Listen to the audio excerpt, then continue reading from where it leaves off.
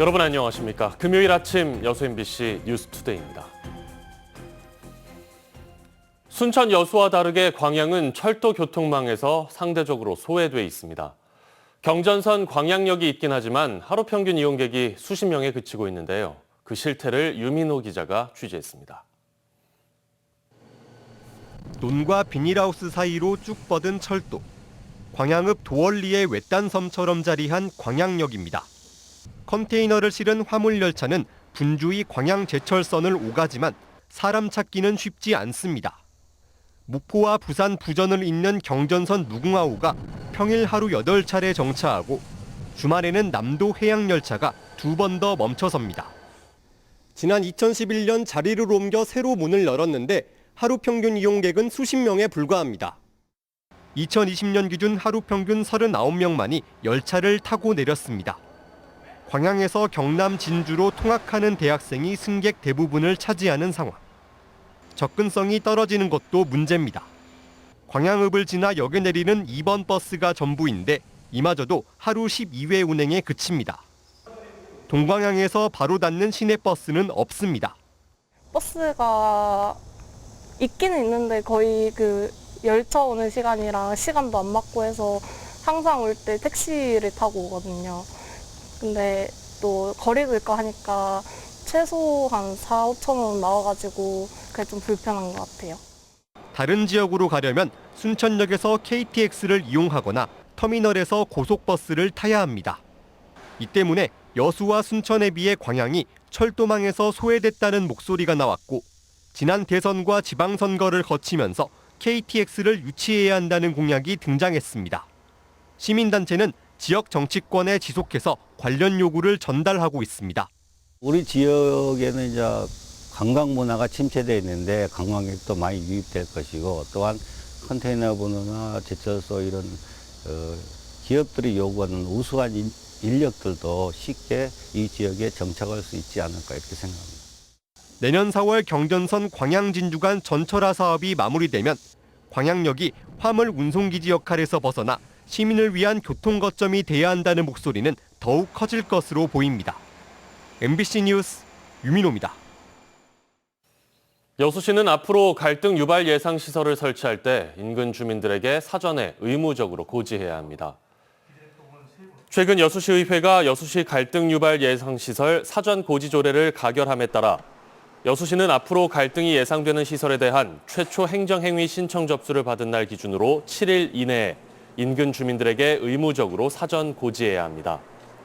사전 고지 규정 시설은 일정 규모 이상의 폐차장, 축사, 자원순환 관련 시설, 묘지 관련 시설, 장례시설 등이며 내용은 시설의 사용 목적을 알 수 있도록 위치, 용도와 구조, 면적과 층수 등의 내용을 포함해야 합니다. 올해도 쌀 생산이 대풍년을 맞으면서 재고가 줄지 않다 보니 폭락한 쌀 가격이 오를 기미를 보이지 않고 있습니다. 농업 관련 단체들은 정부의 미흡한 쌀 수급 정책으로 쌀값이 폭락했다며 대책 마련을 요구하고 있습니다. 강서영 기자입니다. 순천시 도사동에 위치한 미곡 건조장. 본격적인 햅쌀 수확 시기에 들어섰지만 지난해 수확된 쌀이 아직 팔리지 못한 채 남아 있습니다. 지난해에 비해 쌀 재고량이 50% 이상 증가한 농협은 전국 549개 쌀 수매 농협의 29%인 161곳. 쌀 초과 생산으로 정부는 최근까지 3차례에 걸쳐 쌀을 사들여 시장에서 격리했지만 쌀 소비 감소 등으로 재고는 크게 줄지 않고 있습니다. 지난해 10월 20kg당 5만 6천 원에 달했던 쌀 가격도 4만 4천 원 선까지 20% 가까이 떨어졌습니다. 농업계에서는 정부의 적절치 못한 쌀 격리 조치 시기와 방법이 쌀 수급 조절 실패의 원인이라고 분석하고 있습니다.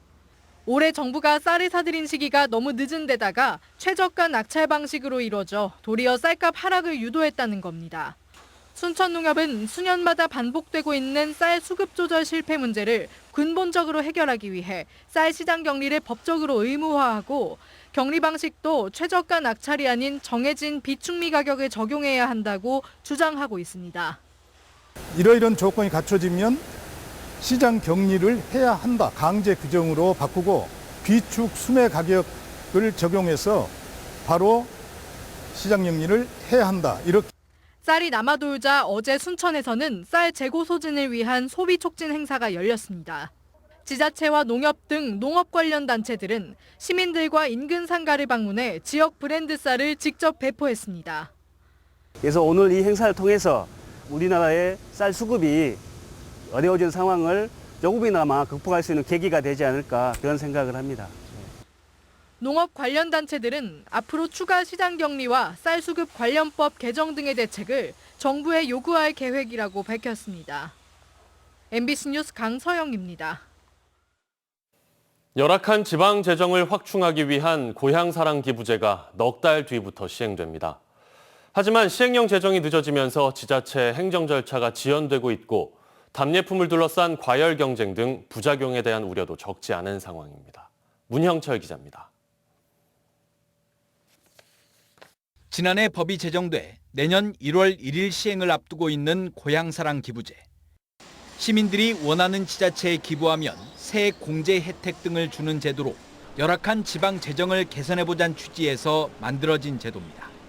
세액을 감면해준 만큼 지방에다 기부를 하도록 이런 제도이기 때문에 어느 정도는 좀 효과가 있지 않나. 하지만 법제처 심사가 길어지면서 제도 시행 넉 달을 앞둔 지금까지 시행령이 확정되지 않고 있습니다. 시행령을 기초로 조례를 제정하고 별도의 위원회를 구성해 답례품을 선정하고 또 홍보까지 해야 하는 지자체는 답답할 따름입니다. 사람들이 많이 축복하게 됐으면 조금 힘들었죠. 지금 마음으로는 급해 죽겠는데. 제도 시행을 앞두고 도내 각 지자체가 가장 신경 쓰고 있는 부분은 답례품입니다. 기부된 금액의 30%까지를 지역 특산물 등으로 제공할 수 있는데 이 답례품에 따라 지역 간의 재정 불균형이 발생할 수 있기 때문입니다. 제일 중요한 게 답례품이죠. 실질적으로는 답례품이 어떤 건지에 따라서 특정한 지자체로 몰릴 수도 있고 기부 금액이 지자체의 살림살이와 실적으로 연결되고 벌써부터 물밑 경쟁이 시작되다 보니 부작용을 우려하는 목소리도 잇따르고 있습니다. 지방 소멸 관련해서 재정을 이렇게 좀 확충하자는 의미가 큰데 답례품에 너무 지금 이목이 쏠려가지고 제도의 본 취지를 지금 흐리고 있다고 생각이 들어요. 과거 진행된 연구 용역 결과 전남 지역에 대한 기부금 규모는 430억 원 정도로 추정됐지만 제도에 대한 인지도가 낮아 실제로는 80억 원대에 그칠 것이라는 분석도 나오는 상황. 제도를 알리기 위한 적극적인 홍보와 부작용을 최소화할 수 있는 대책이 시급합니다. MBC 뉴스 문형철입니다. 장애인과 비장애인이 함께 이용할 수 있는 사회통합형 체육시설인 반다비 체육센터가 전국에서 처음으로 문을 열었습니다.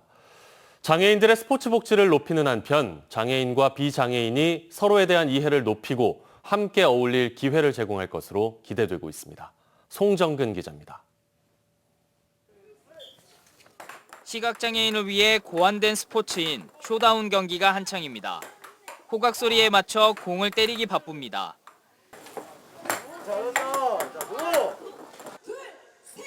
장애인과 비장애인이 함께 스포츠를 즐길 수 있는 반다비 체육센터가 전국에서 처음으로 문을 열었습니다. 평창 동계 패럴림픽의 유산 사업으로 추진된 것으로 장애인이 우선 이용하면서도 비장애인도 이용할 수 있는 사회 통합형 체육시설입니다. Because an initiative like this isn't just life-changing for persons with disabilities to use them, but it will have also a positive impact on their families and the people in the communities in which they live. 반다비 체육센터는 장애인과 비장애인이 함께 사용할 수 있는 헬스장과 수영장이 갖춰져 있습니다. 반다비 체육관 안에 조성되어 있는 수영장입니다. 이곳 수영장은 다른 수영장과 다르게 장애인들이 입수할 수 있는 통로가 마련돼 있습니다. 장애인들이 이용하는 데 불편을 느끼지 않도록 무단차 적용, 자동문 설치, 휠체어 활동 반경 고려 등 장애물 없는 생활환경 시설로 조성됐습니다. 특히 가족 샤워실이 마련돼 있어 목욕을 하는데 애로사항이 많은 장애인들의 편의를 도모했습니다. 저하고 같이 함께 할 수 있는 파트너인 우리 김내 의원님과 같이 이곳에 와서 함께 헬스도 하고 또한 같이 함께 여기 사우나 시설에서 함께 할 수 있는 그러한 시설이 참 잘 돼 있어서 참 좋습니다. 광주 장애인 인구 중 31%가 북구에 거주하고 있고 체육센터가 접근성이 좋은 교대 안에 위치해 있어 이용하는 시민들이 많을 것으로 기대되고 있습니다. 비장애인과 우리 장애인 가족들이 같이 운동도 하시고 또 이 다목적 체육관에서도 같이 뛰어노시면서 불가능한 거를 가능하게 우리는 할 수 있다는 그런 치유의 공간이 돼서 반다비 체육센터는 광주 남구와 서구에서도 공사가 진행 중에 있거나 조만간 공사를 진행할 예정인데 정부는 2025년까지 반다비 체육센터를 전국적으로 150개까지 확대한다는 계획입니다. MBC 뉴스 송정근입니다. 김대중 전 대통령의 섬 고향이죠. 전남 신안군 하이도에 커다란 숲이 생기고 있습니다. 추운 겨울에도 열매를 지켜내며 김대중 전 대통령의 인동초 정신을 닮은 나무를 심고 있습니다. 양현승 기자입니다. 김대중 대통령이 나고 자랐던 신안군 하이도. 생가로 가는 길가에 전에 없던 나무가 심어졌습니다. 여름에 맺힌 열매가 가을과 겨울을 지나 이듬해 여름까지 노랗게 익어가는 하귤나무입니다. 모진 겨울을 이겨내는 인동초처럼 한겨울에도 꿋꿋하게 열매를 달고 있는 하귤나무가 김대중 대통령의 섬 고향에 심어지고 있습니다. 7월 달에 열매를 열어서 그 다음에 6월까지 열매를 달고 있어 겨우내 열매를 달고 있는 인동과 똑같은 정신을 가졌다고 해서 우리가 하귤나무를 여기 이 섬의 인동처럼 생각하고 있습니다. 김대중 대통령 생가 진입로에는 사계절 싱그러운 상록수 사이로 푸른 잔디밭이 길게 뻗었습니다. 생가 뒤편 언덕에는 김 대통령이 좋아했던 배롱나무들이 꽃을 피웠습니다.